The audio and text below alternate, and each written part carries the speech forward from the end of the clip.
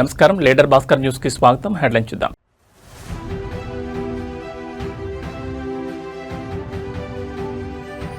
జనవరి 1 నుంచి ఏపీలో సంజీవని ప్రాజెక్ట్ అధికారులకు సీఎం చంద్రబాబు స్పష్టమైన ఆదేశాలు.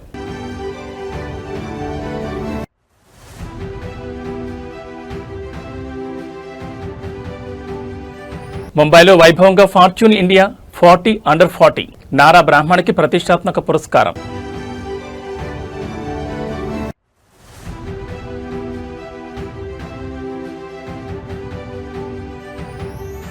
మేరాలం చెరువులో ఐలాండ్లు వాటర్ స్పోర్ట్స్ పర్యాటక హబ్గా తీర్చిదిద్దాలని సీఎం ఆదేశాలు.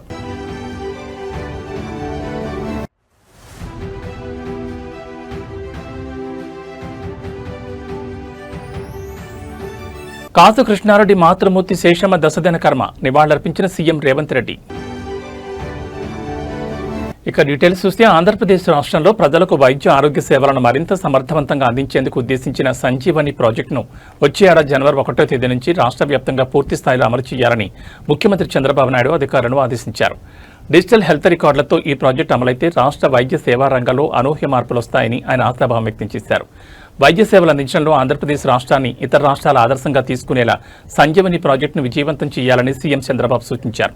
ఈ ప్రాజెక్టులో అధికారిక భాగస్వామిగా ఉన్న టాటా ఎండీ సంస్థ వైద్య ఆరోగ్య రంగంలో సరికొత్త సాంకేతిక ఆవిష్కరణలకు కృషి చేయాలని నిర్దేశించారు. రోగుల హెల్త్ ప్రొఫైల్ను డిజిటలైజ్ చేయడం ద్వారా ఎక్కడి నుంచైనా త్వరితగతిన వైద్యం పొందే వీలు కలుగుతుందని తెలిపారు. ఈ సంజీవని కార్యక్రమాన్ని రాష్ట్ర వ్యాప్తంగా విస్తరించేందుకు పక్కాగా 90 రోజుల కార్యాచరణ ప్రణాళిక సిద్ధం చేసినట్లు సమీక్షలో అధికారులు సీఎంకు వివరించారు. బేస్లైన్ అధ్యయనం, డిజిటల్ మౌలిక వస్తువుల కల్పన, సిబ్బందికి శిక్షణ మరియు సర్టిఫికేషన్తో పాటు జాతీయ రాష్ట్ర పోర్టల్స్తో డేటా ఇంటిగ్రేషన్ చేయనున్నట్లు వెల్లడించారు. ఇందులో భాగంగా అన్ని జిల్లాల్లోని వైద్య సిబ్బందికి పూర్తి స్థాయిలో శిక్షణ ఇవ్వనున్నట్లు తెలిపారు. ఈ సమీక్షా సమావేశంలో వైద్య ఆరోగ్య శాఖ మంత్రి సత్యకుమార్ యాదవ్, శాఖ కార్యదర్శి వీరపాండియన్, సంయుక్త కార్యదర్శి రోణంకి గోపాలకృష్ణ మరియు టాటా ఎండీ ప్రతినిధులు పాల్గొన్నారు. భారతదేశంలో అత్యంత ప్రతిభావంతులైన యువ నాయకులు, చేంజ్ మేకర్లు, బిజినెస్ మైండ్స్ కోసం ముంబైలో ఫార్చ్యూన్ ఇండియా 40 అండర్ 40 అవార్డుల ప్రదానోత్సవం ఘనంగా జరిగింది. ఈ కార్యక్రమానికి కేంద్ర ఫుడ్ ప్రాసెసింగ్ శాఖ మంత్రి చిరాగ్ పాస్వాన్ మరియు ఆంధ్రప్రదేశ్ విద్య, ఐటీ, ఎలక్ట్రానిక్స్ శాఖల మంత్రి నారా లోకేష్ ముఖ్య అతిథులుగా హాజరై విజేతలకు అవార్డులు అందజేశారు. దేశంలో డైరీ వాల్యూ యాడెడ్ ఉత్పత్తుల విభాగంలో విశేష పురోగతి సాధించినందుకు గాను హెరిటేజ్ ఎగ్జిక్యూటివ్ డైరెక్టర్ నారా బ్రాహ్మణ్కి ఫార్చ్యూన్ ఇండియా అవార్డు వరించింది. ఈ ప్రతిష్టాత్మక అవార్డును కేంద్ర మంత్రి చిరాగ్ పాస్వాన్ చేతుల మీదుగా ఆమె అందుకున్నారు. హెరిటేజ్ సంస్థను సరికొత్త ఎత్తులకు తీసుకెళ్లడంలో ఆమె చూపిన ప్రతిభకు ఈ గుర్తింపు లభించింది. ఈ సందర్భంగా నిర్వహించిన ఇంటరాక్టివ్ సెషన్లో మంత్రి నారా లోకేష్ పాల్గొన్నారు. ఆర్పీఎస్జీ group vice chairman Shashwat Goyang అడిగిన ప్రశ్నలకు సమాధానమిస్తూ దేశంలోని మిగతా రాష్ట్రాలకు భిన్నంగా ఆంధ్రప్రదేశ్ వేగంగా పెట్టుబడులను ఆకర్షించడానికి గల ప్రధాన కారణాలు వివరించారు. స్పీడ్, సర్వీస్, స్టెబిలిటీ తమ పాలన మరియు పెట్టుబడుల ఆకర్షణ విజయ రహస్యమని లోకేష్ స్పష్టం చేశారు. So may it be business, it could be politics. I believe all of us are merely custodians of the institutions that we govern or we manage or we run. So that is the approach that we bring to even politics. So as a minister, my approach is that I'm merely here. I'm a custodian of the entire education department, and how can I leave an institution that I've inherited better when I demerit the office. So that has been our approach. So I've done that in business, and that was the first time I had a conversation with you. And now in my different avatar, that's the simple approach that we've taken. I believe that all of us here and even politicians should be sort of institution builders. హైదరాబాద్లోని మేరాలం చెరువు వద్ద జరుగుతున్న భారీ అభివృద్ధి పనులను ముఖ్యమంత్రి రేవంత్ రెడ్డి స్వయంగా క్షేత్రస్థాయిలో పరిశీలించారు. నిర్మిస్తున్న సస్పెన్షన్ బ్రిడ్జ్ పనులను చూడడానికి ప్రత్యేకంగా ఏర్పాటు చేసిన భారీ క్రేన్ పైకెక్కి పరిశీలించడం స్థానికంగా తీవ్ర ఆసక్తిని రేకెత్తించింది. అనంతరం అధికారులతో ఫోటో ప్రదర్శన ద్వారా ప్రాజెక్టు పురోగతిని సమీక్షించారు. మేరాలం చెరువుపై నిర్మిస్తున్న సస్పెన్షన్ బ్రిడ్జ్ పనులను నిర్ణీత గడువులోగా పూర్తి చేయాలని అధికారులను సీఎం రేవంత్ రెడ్డి ఆదేశించారు. చెరువులోకి ఎట్టి పరిస్థితుల్లోనూ మురుగునీరు చేరకుండా తగిన మురుగునీటి శుద్ధి చర్యలు చేపట్టాలని స్పష్టం చేశారు. అలాగే వర్షాకాలంలో చెరువు నుంచి మూసీ నదికి వరద నీరు వేగంగా వెళ్లేలా నాలాలను తక్షణమే విస్తరించాలని దిశానిర్దేశం చేశారు. ఈ ప్రాంతం శంషాబాద్ అంతర్జాతీయ విమానాశ్రయానికి సమీపంలో ఉన్నందున అంతర్జాతీయ పర్యాటకులను ఆకట్టుకునేలా ఏర్పాట్లుండాలని సూచించారు. మేరాలం చెరువులో వాటర్ స్పోర్ట్స్ కోసం ప్రత్యేక డిజైన్లు రూపొందించాలని, చెరువులో ఉన్న ఐలాండ్లను పర్యాటక కేంద్రాలుగా అభివృద్ధి చేయాలని అధికారులకు కీలక ఆదేశాలు జారీ చేశారు.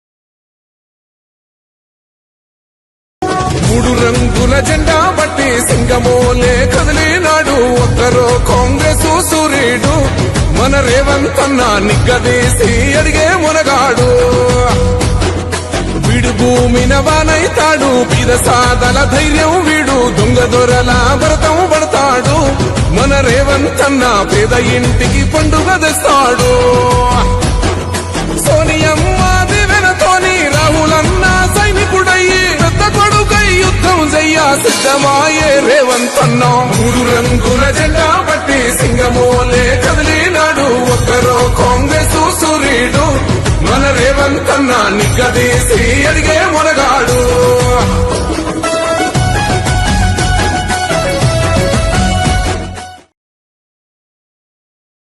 సీనియర్ నాయకుడు మాజీ మంత్రి కాసు కృష్ణారెడ్డి మాతృమూర్తి కాసు శేషమ్మ గారి దశదిన కర్మ కార్యక్రమంలో తెలంగాణ ముఖ్యమంత్రి రేవంత్ రెడ్డి పాల్గొన్నారు.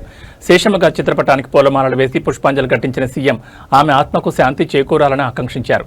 శేషమ్మ గారి చిత్రపటానికి నివాళులర్పించిన అనంతరం మాజీ మంత్రి కాసు కృష్ణారెడ్డిని మరియు వారి కుటుంబ సభ్యులను ముఖ్యమంత్రి రేవంత్ రెడ్డి పరామర్శించారు. వారి కుటుంబానికి తమ సానుభూతిని తెలియజేస్తూ ధైర్యం చెప్పారు. ఈ కార్యక్రమంలో పలువురు ప్రజాప్రతినిధులు సీనియర్ నాయకులు పాల్గొని నివాళులర్పించారు.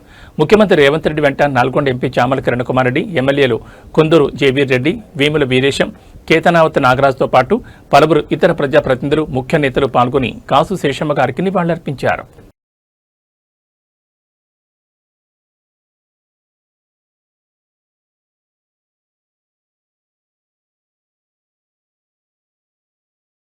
తాడేపల్లిలోని వైఎస్సార్ కాంగ్రెస్ పార్టీ కేంద్ర కార్యాలయంలో రాఖీ పౌర్ణమి వేడుకలు నంబరన్నట్టాయి. పార్టీ అధ్యక్షుడు మాజీ ముఖ్యమంత్రి వైఎస్ జగన్మోహన్ రెడ్డిని పలువురు మహిళలు, మాజీ ప్రజాప్రతినిధులు ఆత్మీయంగా కలిసి రాఖీలు కట్టి పండుగ శుభాకాంక్షలు తెలిపారు.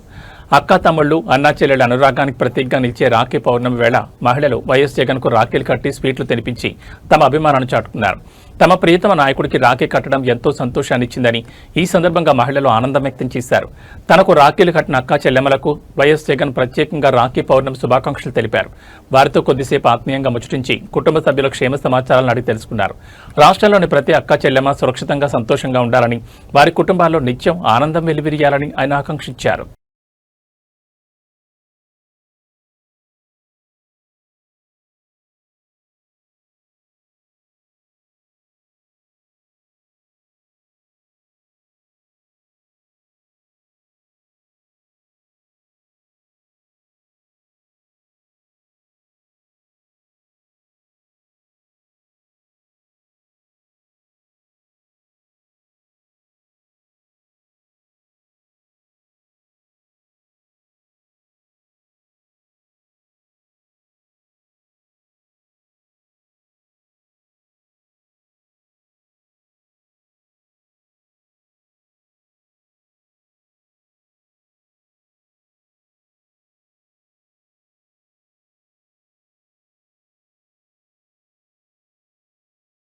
తెలంగాణ శాసనసభ ఎథిక్స్ కమిటీ తీరుపై మాజీ మంత్రి బీఆర్ఎస్ ఎమ్మెల్యే వేముల ప్రశాంత్ రెడ్డి తీవ్రస్థాయిలో ధ్వజమెత్తారు. అసెంబ్లీలో నైతిక విలువలు అనేవి అధికార ప్రతిపక్షాలకు సమానంగా వర్తించాలని కౌశిక్ రెడ్డికి ఒక నిబంధన, ముఖ్యమంత్రి రేవంత్ రెడ్డికి మరో నిబంధన ఉండకూడదని సంచలన వ్యాఖ్యలు చేశారు. నిండు శాసనసభ సాక్షిగా ప్రతిపక్ష సభ్యులపై ముఖ్యమంత్రి రేవంత్ రెడ్డి మరియు కాంగ్రెస్ ఎమ్మెల్యేలు వాడిన తీవ్ర అసభ్య పదజాలం ఎథిక్స్ కమిటీకి ఎందుకు కనిపించడం లేదని ప్రశాంత్ రెడ్డి ప్రశ్నించారు. చట్టసభల్లో రూల్స్ మరియు నైతిక సూత్రాలు అందరికీ ఒక్కటేనని స్పష్టం చేశారు. ఎథిక్స్ కమిటీ ముందుగా సీఎం రేవంత్ రెడ్డిని విచారణకు పిలవాలని డిమాండ్ చేశారు. ఎమ్మెల్యే కౌశిక్ రెడ్డి విషయంలో ఒక రకంగా, కాంగ్రెస్ నాయకుల విషయంలో మరో రకంగా ప్రవర్తించడం ఎథిక్స్ కమిటీ పక్షపాత వైఖరికి నిదర్శనమని వేముల మండిపడ్డారు. కాంగ్రెస్ ప్రభుత్వం కక్ష సాధింపు చర్యలు మాని నిబంధనలను అందరికీ సమానంగా అమలు చేయాలని హితవు పలికారు. నేను అడుగుతా ఉన్నా ఈ ప్రభుత్వాన్ని, ప్రతిపక్ష సభ్యులు మాట్లాడితేనే ఎథిక్స్ కమిటీలు గుర్తుకొస్తాయా? సభలో అధికార పార్టీ సభ్యులు, మంత్రులు, చివరికి స్వయంగా ముఖ్యమంత్రి, మరి వారి వాక్యాల మీద, వారి ప్రవర్తన మీద ఈ ఎథిక్స్ కమిటీ ఎందుకు చర్యలు తీసుకోవట్లేదు అని చెప్పి నేను అడుగుతా ఉన్నా. మంచి ఉదాహరణ దానం నాగేందర్ గారు నిండు శాసనసభలో ఏమన్నారో ఒకసారి చూడండి. బయట కూడా తిరగని కొడుకా మేములని ఏమనుకుంటున్నారా మీరు? ఈ అమ్మ తోలు తీస్తా కొడుక, ఒక్కొక్కది తోలు తీస్తా ఒక్కొక్కది చెప్తున్నా, బయట కూడా తిరగని అని చెప్తున్నా నేను.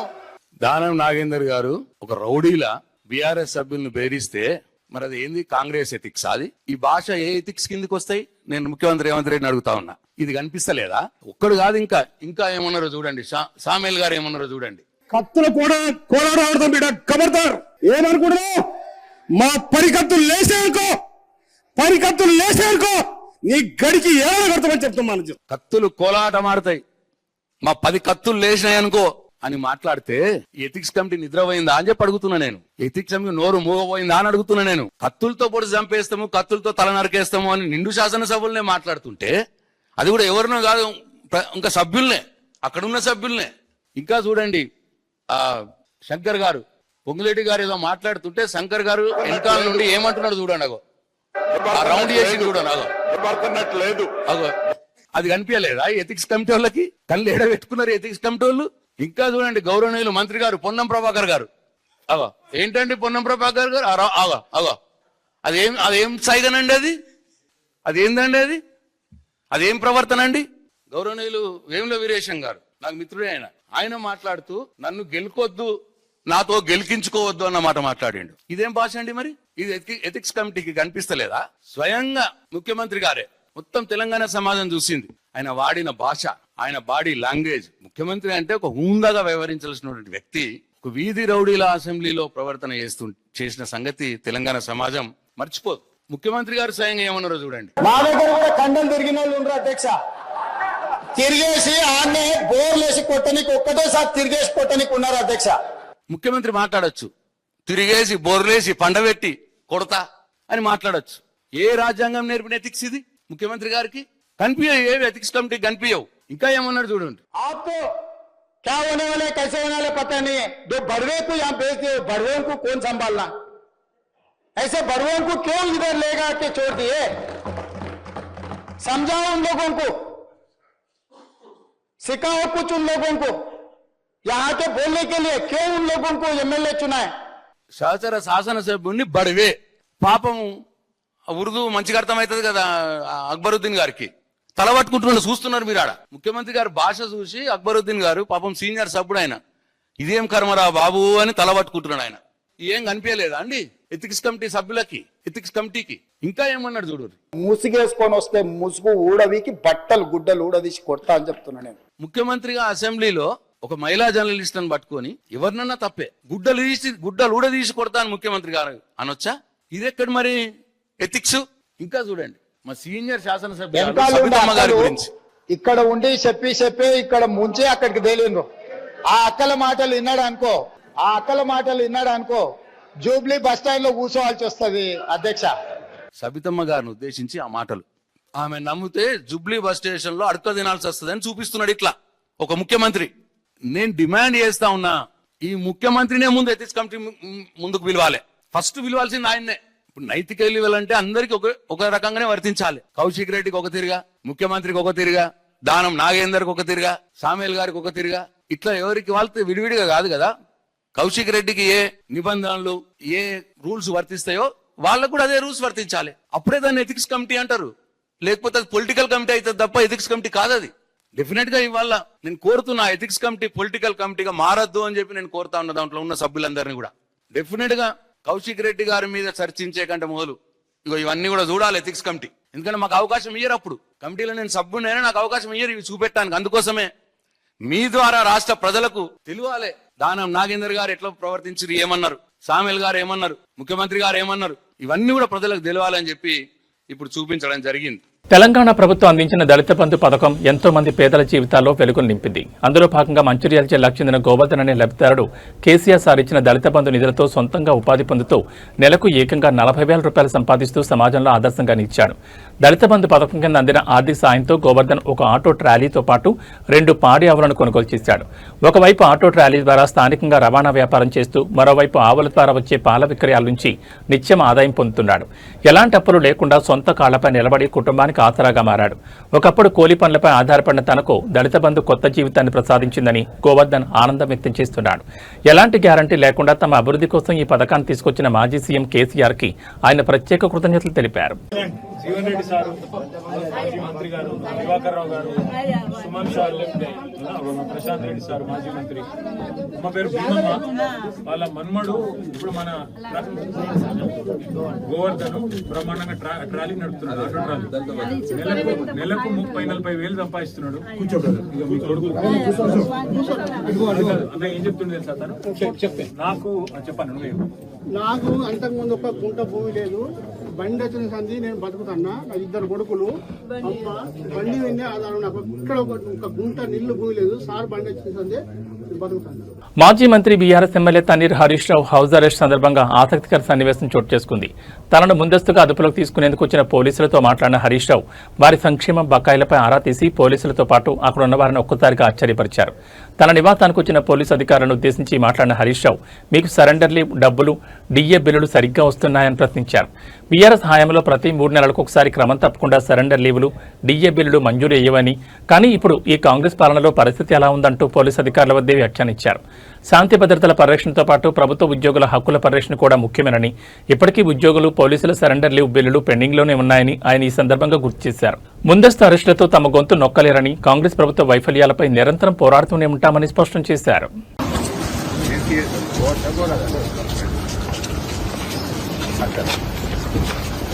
ఏం బాబు బాగున్నారా? ఎందుకంటే ఇంత మంచిగానా? సరెండర్ లీవ్లు ఎన్ని పెండింగ్ ఉన్నాయి సైబరాబాద్లో? 4-5 సరెండర్ లీవ్లు ఎన్ని పెండింగ్ ఉన్నాయి? బిడ్డ టీఎల్ ఎన్ని పెండింగ్ ఉన్నాయి? సరెండర్ స్కోర్ ఉన్నాయి. పిల్లల ఫీజు కట్టుకుంటారు కదా. సరెండర్ లీవ్ వస్తే క్వార్టర్లీ 3 నెలల కూడా వస్తుంది. పిల్లల ఫీజు కట్టుకుంటారు కదా బిడ్డ. మరి ఎట్లా ఫీజు ఎంత కట్టుకుంటారు? రేవంత్ రెడ్డి వచ్చిన సరెండర్ లీవ్లు బంద్ కాలే. నేను బీఆర్ఎస్ ఉన్నప్పుడు, కేసీఆర్ సాబ్ ఉన్నప్పుడు, నేను ఉన్నప్పుడు సరెండర్ లీవ్లు ఎప్పుడు వేసినా 3 నెలలకు 4 నెలలకు ఇచ్చిన. ఇప్పుడు అన్ని సరెండర్ లీవ్లు బంద్ అయిపోయినాయి, టీఎల్ బంద్ అయిపోయినాయి. వస్తున్నాయి అని. చైనా, నేపాల్ సరిహద్దు ప్రాంతంలో సంభవించిన భారీ వరదలు తీవ్ర బీభత్సం సృష్టించాయి. ఈ ఊహించని ప్రకృతి విపత్తులో 500 మందికి పైగా భారతీయులు గల్లంతైనట్టు తెలుస్తోంది. కైలాస మానస్ సరోవర్ యాత్రకు వెళ్లిన యాత్రికులతో పాటు వందలాది మంది పర్యాటకులు వరద ఉధృతిలో చిక్కుకుపోవడంతో తీవ్ర ఆందోళన నెలకొంది. నేపాల్లోని రసువాగడి సరిహద్దు వద్ద ఉన్న ఇమిగ్రేషన్ కార్యాలయాన్ని ఒక్కసారిగా ఉప్పెన్ లాంటి వరద ముంచెత్తింది. అక్కడ పర్యటనకు వెళ్లిన 105 మంది భారతీయ పర్యాటకులు వరద ప్రవాహంలో గల్లంతైనట్లు సమాచారం. దీనికి సంబంధించిన విజయ తాండవ దృశ్యాలు అక్కడ సీసీటీవీ కెమెరాలో రికార్డయ్యాయి. భయంకరంగా విరుచుకుపడిన నీటి ఉధృతికి కార్యాలయం పరిసరాలు తీవ్రంగా దెబ్బతిన్నాయి. మరోవైపు పవిత్ర కైలాస మానస్ సరోవర్ యాత్రకు వెళ్లిన దాదాపు 400 మంది యాత్రికులు కూడా కాంటాక్ట్లోకి రాకుండా గల్లంతయ్యారు. వీరంతా భారతీయులేనని అధికారులు అనుమానిస్తున్నారు. చిక్కుకుపోయిన వారిని రక్షించేందుకు నేపాల్ అధికారులు, సహాయక బృందాలు ఘటనా స్థలంలో ముమ్మర గాలింపు చర్యలు చేపట్టాయి. నిమిషానికి పరిస్థితి ఉత్కంఠంగా మారుతోంది.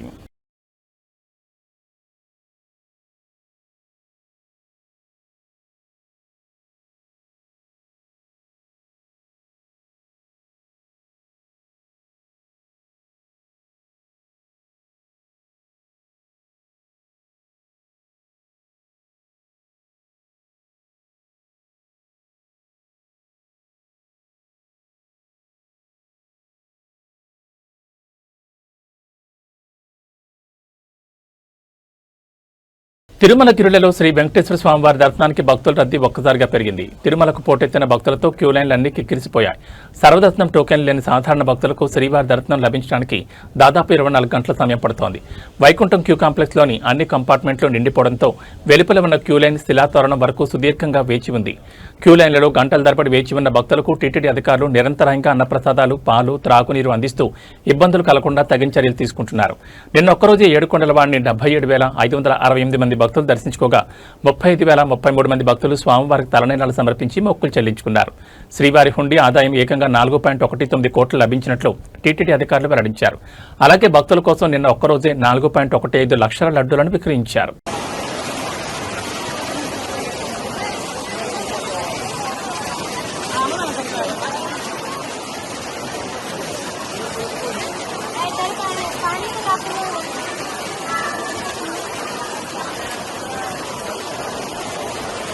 పసిడి ప్రియులకు ఊరట లభించింది. హైదరాబాద్ బులియన్ మార్కెట్లో ఇవాళ బంగారం ధరలు స్వల్పంగా తగ్గాయి. గత కొద్ది రోజులుగా హెచ్చుతగ్గులకు గురవుతున్న పసిడి రేట్లు ఈ రోజు తగ్గుముఖం పట్టడంతో కొనుగోలుదారులు కొంత ఉపశమనం పొందుతున్నారు.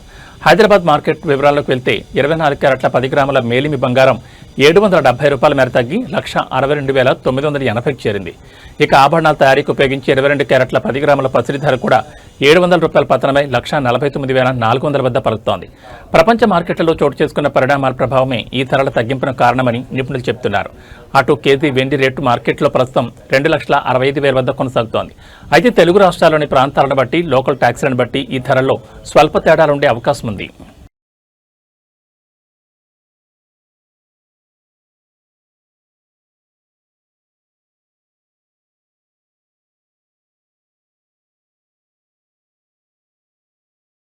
తెలంగాణ రాష్ట్రంలో ఉదయం 8:30 గంటల వరకు పలు జిల్లాల్లో పిడుగులతో కూడిన వర్షాలు కురిసే అవకాశం ఉందని హైదరాబాద్ వాతావరణ కేంద్రం తెలిపింది. వర్షాల తీవ్రత దృష్ట్యా వాతావరణ శాఖ పలు జిల్లాలకు ముందస్తుగా ఎల్లో అలర్ట్ జారీ చేసింది.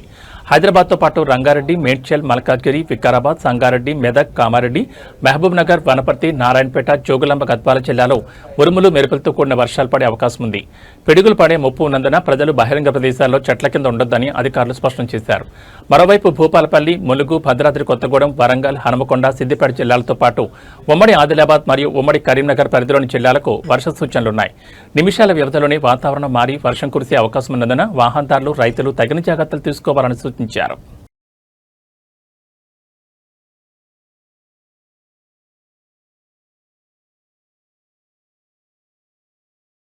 ఏబీ బులెటిన్ విశేషాలు. నమస్కారం.